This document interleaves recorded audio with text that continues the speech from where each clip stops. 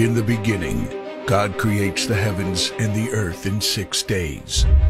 He makes Adam and Eve, who spend their days with God until they give in to temptation by eating from a forbidden tree.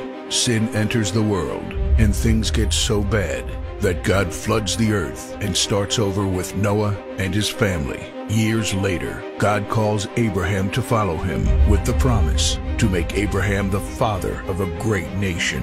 Abraham obeys, and God gives him a son, Isaac. Isaac's son Jacob has 12 sons. Joseph, Jacob's favorite, becomes second in command of Egypt. God uses him to save his entire family and Egypt from starvation. Hundreds of years later, the Israelites are slaves in Egypt. Moses is called to lead the Israelites out of slavery. Joshua takes over after Moses and leads the people into the promised land.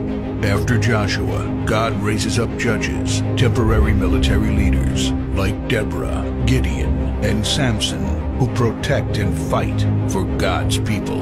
The people tire of this leadership, and they call for a king. God gives Israel King Saul, King David, and then King Solomon. But it's all downhill from here. The people rebel. The kingdom of Israel is divided, and everyone turns their back on God.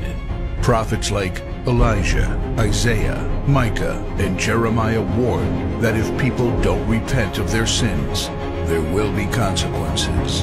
But the people ignore their warnings. The divided kingdoms are conquered, and God's people face captivity in foreign lands. People like Daniel show great courage and stand up for God when no one else does. Some of the exiled people return to the promised land, but for 400 years, God is silent. No prophets, no miracles, and no angel visitations. But then, the silence is broken when Jesus is born. He lives a perfect life, teaches truth, and performs miracles, proving He is God. He shows us the full extent of God's love by taking our place and dying on the cross for our sin.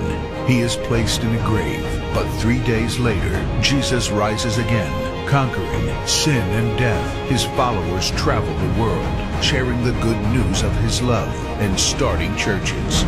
We now are part of this story, and we have the chance to change the world and share His love, because one day He will crack open the sky and He will return.